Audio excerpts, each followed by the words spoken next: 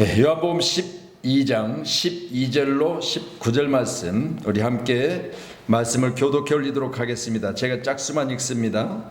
그 이튿날에는 명절에 온 큰 무리가 예수께서 예루살렘으로 오신다는 것을 듣고 종려나무 가지를 가지러 맞으러 집에 호산나 찬송부르다 주의 이름으로 오시니 곧 이스라엘 왕이시여 하더라. 예수는 한 어린 나귀를 보고 타시니 이는 기록된 바 시온을 따라 돌아오지 말라. 보라 너희 왕이 나귀 새끼를 타고 온다 하더라. 제자들은 처음에 이 일을 깨닫지 못하였다가 예수께서 영광을 얻으신 후에야 이것이 예수께 대하여 기록된 것임과 사람들의 예수께 이같이 한 것임 생각났더라. 나사로를 무덤에서 불러내어 죽은 자 가운데서 살리실 때 함께 있던 무리가 증언하니라. 이에 무리가 예수를 맞으면 이 표적 행하심을 들었음이로라.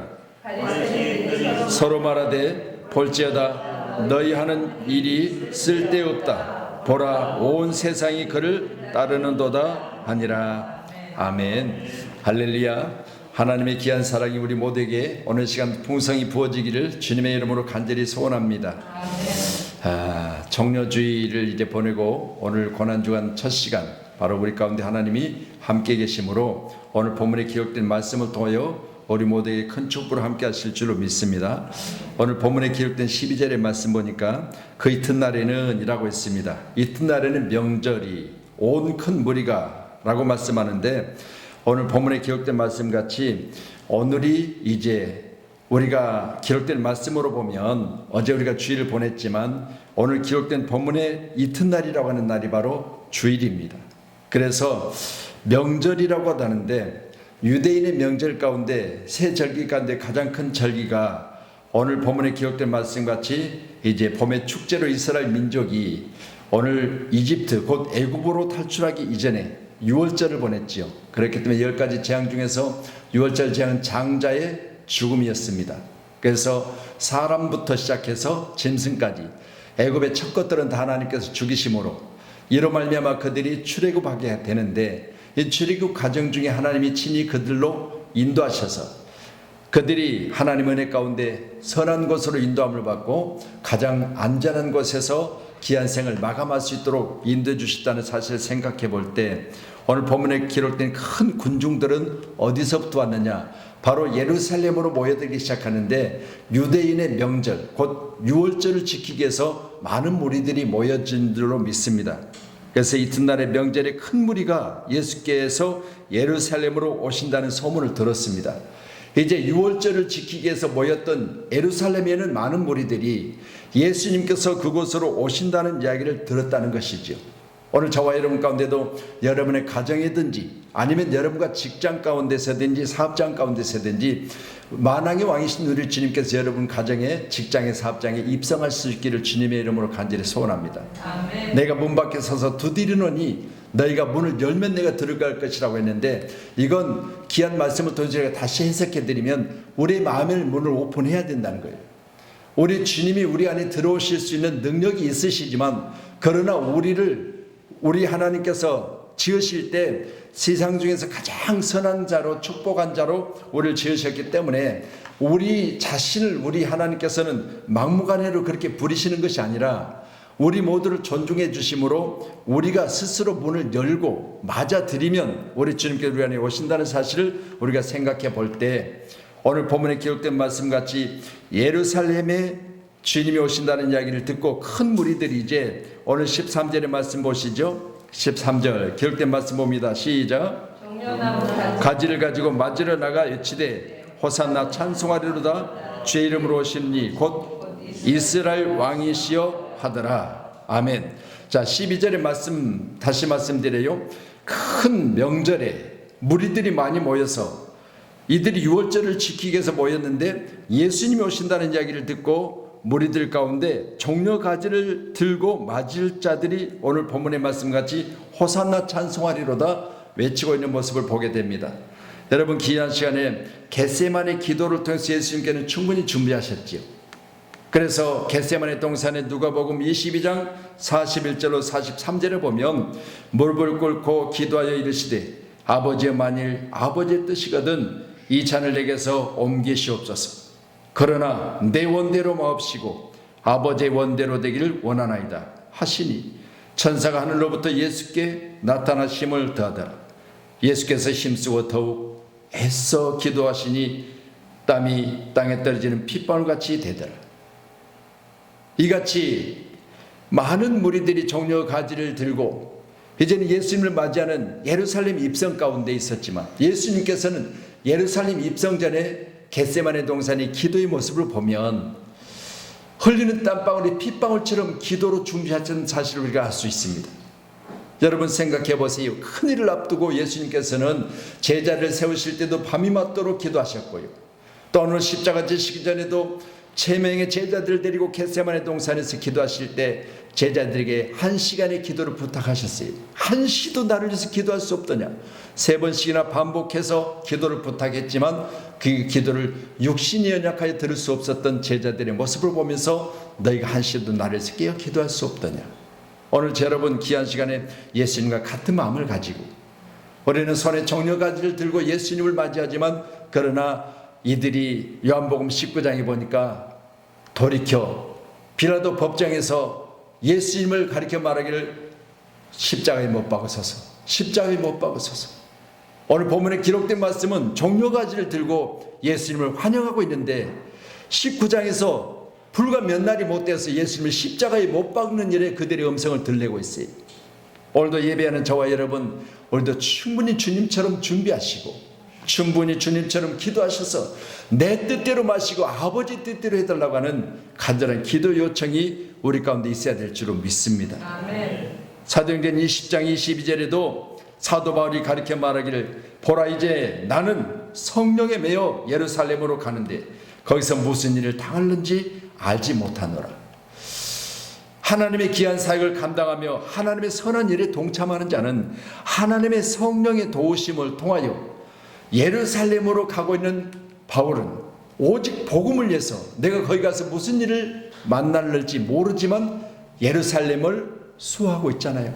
오늘 저와 여러분 귀한 시간에 내 신앙생활을 지키기 위해서 또한 나의 기도의 장소를 지키기 위해서 내가 교회를 지킨다고 하는 그 사명감으로 우리가 예루살렘으로 들어가는 이제 종려가지를 들고 예루살렘의 입성을 환영하는 많은 무리들처럼 우리는 기쁜 마음으로 주님을 환영했지만 이것이 불과 얼마가 못 가서 예수님을 십자가에 못 박으라는 함성으로 바뀌었다는 사실을 생각해 볼 때 인간에게는요 여러분 이처럼 연약하고 또한 많은 무리들로 인하여 휩쓸릴 수밖에 없잖아요. 그래서 우리 담대함은 오직 예수밖에 없다는 사실을 꼭 기억하셔서 오늘 저 여러분 이제는 예수님이 예루살렘을 가실 때요 지금까지 박해나 유업과는 달라요. 결정적으로 살해 음모가 있음을 예수님께서는 아셨어요. 그럼에도 불구하고 예수님은 예루살렘을 거절하지 않으셨습니다. 예루살렘에 입성하신 주님, 예루살렘에 들어가면 이제 십자가를 지고 골고다 언덕에 죽으셔야 되는 사실을 알면서도 예루살렘 입성을 피하지 않으셨어요. 오늘도 귀한 시간에 여러분 환경 때문에 나는 못해요. 지금 코로나 때문에 나는 할 수 없어요가 아니에요. 코로나이지만 그러나 내가 죽어야 되지만 예루살렘을 우리 주님은 들어가신다는 사실을 생각해 볼 때 오늘 고난주간에 특별히 저와 여러분도 예루살렘을 꼭 지키시기를 주의 이름으로 축원합니다. 아멘. 여러분 마음에 정말 예루살렘이 있다면 여러분 마음에 정말 신앙의 본거지가 있다면 그것만큼은 어떤 일이 있어도 지키셔야 돼요. 아멘. 13절의 말씀을 우리가 보셨지만 종려나무 가지를 가지고 맞으러 나가 외치되 여기 종려나무 가지는 유대인들에게 있어서요 승리와 번영을 상징하고 있습니다. 그래서 시편 우리 92편만 찾아보세요. 시편 92편. 자, 시편 이들이 들고 있는 종려나무 가지 시편 92편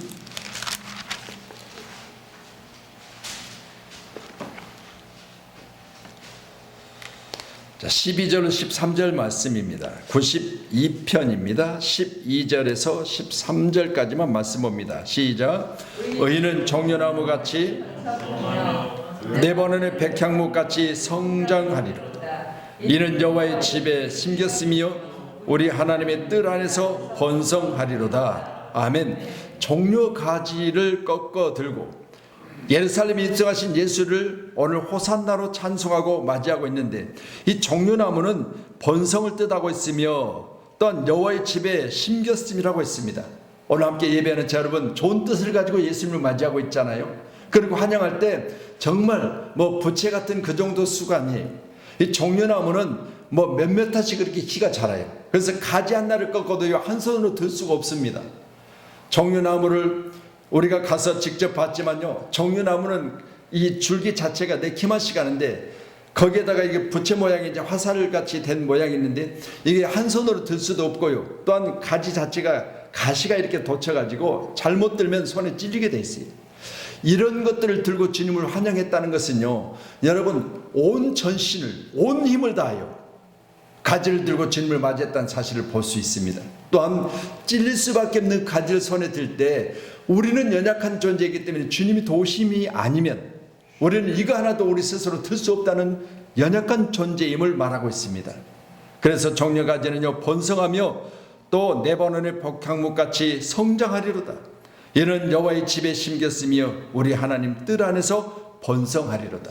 아멘. 여러분, 종려의 가지의 뜻이라고 하는 것이 이처럼 번성을 뜻하고 있기 때문에 바로 여러분께서도 이 종려나무를 들었다고 하는 것은요, 하나님 우리를 통해서 더 크게 하시고 또 번성케 하시고 잘되게 하신다는 사실을 꼭 기억하셔서, 우리는 종려나무 가지를 들었다면 우리는 그 종려나무 가지를 주님 오시는 그날까지, 재림의 날까지 우리는 놓지 않고 끝까지 이 번성의 복으로 함께 할 수 있기를 간절히 소원합니다. 아멘. 왕이나 개선장궁에 대한 경의의 표시였기 때문에 요한계시록 7장 9절로 10절에 기록된 말씀을 보면, 이제 여기까지 한번 더 찾아보시죠. 요한계시록 7장입니다. 자, 예루살렘 입성 때 그들이 손에 들었던 종려 나무 가지. 자, 요한계시록 7장 9절에서 10절.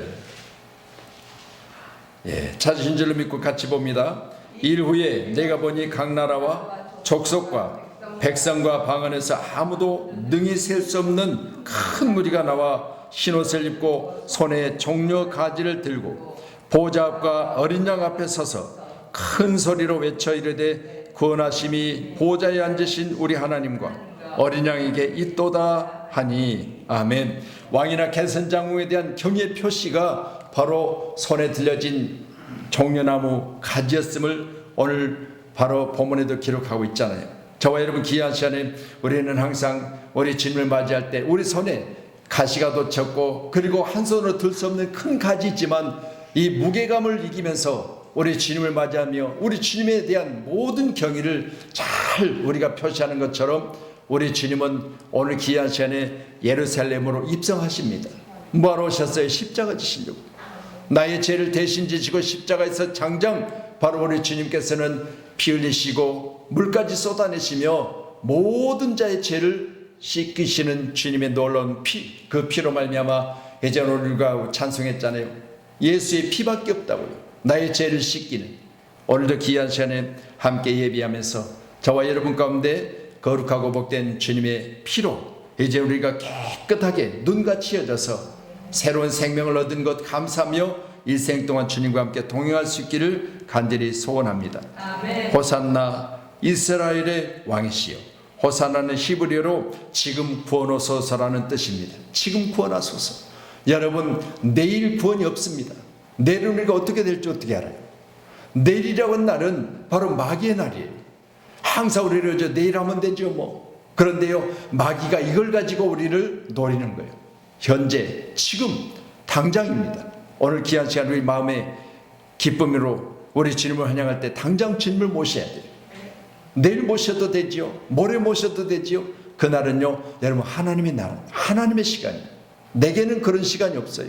하나님께 내게 허락하셔야 되는 거예요. 아멘. 그 시간을 보장받을 수 있는 사람은 이 땅에 아무도 없습니다. 언젠가 그런 말씀 드렸지요. 교회 옆에서 정말 교회가 개척돼서 20몇 년 동안을 교회 후문 입구 모퉁이 집에 살았어요. 그런데요, 늘 목사님이 그걸 지나다니시면서 거기 사시는 주인 어르신하고 인사도 하고 늘 그랬어요. 근데 이제 교회가 그 주택을 나중에는 구입하게 됐어요. 그분이 이사를 가시려고 하면서 마지막으로 하신 말씀이, 목사님 20몇 년 동안 한 번도 저를 보고 교회 오라는 소리를 안 하셨어요. 그 소리를 듣고요, 목사님이 내가 정말 가장 가까이 날마다 만나고 이제 집을 팔고 이사하는 시점에 그분이 그렇게 본인이 스스로 말하기를, 나는 왜 교회 오라고 안 하느냐, 나는 왜 교회 오라고 안 하느냐. 이런 사람이 우리 주변에 수도 없이 많다는 사실을 우리가 기억해야 될 줄로 믿습니다. 내일이란 없습니다. 할렐루야. 오늘 정치적인 관점에서 메시아를 외치고 있는 종려가지를 든 올 명절을 위해서 예루살렘에 입성하는 우리 주님, 또한 6월절을 지키기 위해서 많은 군중들이 모였지만 그 열렬한 환영이 불과 얼마가 못 가서 그들이 소리질러 없이 하소서 없이 하소서, 그를 십자가에 못 박으소서, 빌라도 법정에서 예수님을 십자가에 못 박으러 외쳤던 군중의 그 소리를 들으시고 주님은 십자가상에서 모두를 용서하시고 그 영혼이 돌아가셨다고 했습니다. 오늘 귀한 시간에 함께 예배하는 저와 여러분, 놀라운 축복으로 우리 주님을 맞이할 수 있기를 주님의 이름으로 축원합니다. 아멘. 귀한 새벽입니다. 이제 여러분, 우리가 특별히 간절히 기도하실 때 코로나로 인해서 3년여 기간 동안 숫자에 대한 제한과 시간에 대한 제한, 이제 부활절 이후에는 18일부터는 이제 거의 해제된다고 하는 그런 이야기를 계속해서 언론에 지금 퍼뜨리고 있습니다. 다시 말씀드립니다. 우리 일상은 국가에서 해제한다고 해제되는 게 아니에요. 우리 일상은 마음에서부터 해제돼야 되고요, 예수 그리스도로 말미암아 진리로 자유케 돼야 됩니다. 그날을 위해서 여러분이 간절히 기도하세요.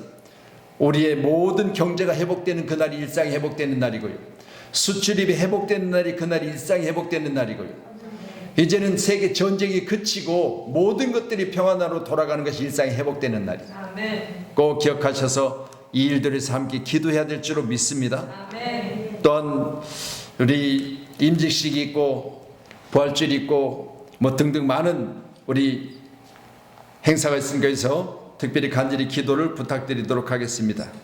기도하겠습니다.